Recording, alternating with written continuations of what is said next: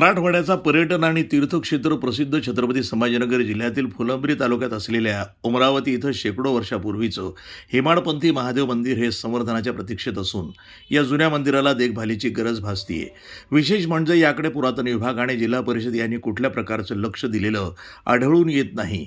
अनेक भाविक भक्तांचं श्रद्धास्थान असलेल्या या शिवालयामध्ये शिवरात्री दिनी भाविकांनी दर्शनासाठी मोठी गर्दी केली होती।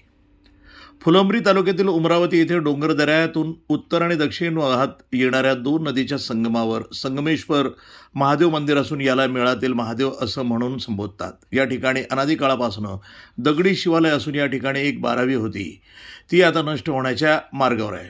या सर्व हेमाडपंथी जुन्या शिवालयाकडे दुर्लक्ष झाल्यानं या शिवालयाची दुरावस्था झाली आहे। मोठमोठे चिरे असलेले आणि नक्षीकाम केलेले दगडी खांब या मंदिराची शोभा वाढवतात।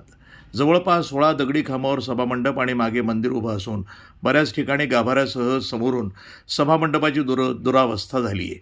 काही दिवसापूर्वी भाविक भक्तांनी या मंदिराची डागडुजी आणि रंगकाम केलं होतं, मात्र सदर मंदिरालगतची जागा ही भाविकांसाठी अडचणीची ठरत आहे।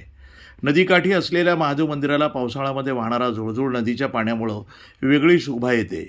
हे देवस्थान अनेक भक्तांचं श्रद्धास्थान असून याकडे पुरातन वास्तू विभाग किंवा जिल्हा परिषदेच्या तीर्थक्षेत्र विकास विभाग यांनी तात्काळ लक्ष देऊन जुन्या ठेवा जतन करावा, यासाठी सदर मंदिराचं संवर्धन करणं गरजेचं आहे, असं मत नागरिक व्यक्त करत आहेत। मराठवाड्याच्या छत्रपती संभाजीनगर जिल्ह्यातील फुलंब्री तालुक्यात असलेल्या अनेक जीर्ण आणि हेमाडपंथी शिवालयाच्या जीर्णोद्धाराची आज गरज असून महाराष्ट्र शासनाने पर्यटन विकास महामंडळाकडून किंवा तीर्थक्षेत्र विकास अंतर्गत सदर तीर्थक्षेत्राचा विकास करावा अशी अपेक्षा नागरिकांकडून असून आज आपण बघतोय उमरावतीतील काही हेमाडपंथी मंदिराची ही दुरावस्था। प्रतिनिधी दादासाहेब काळे, NTV न्यूज मराठी, छत्रपती संभाजीनगर।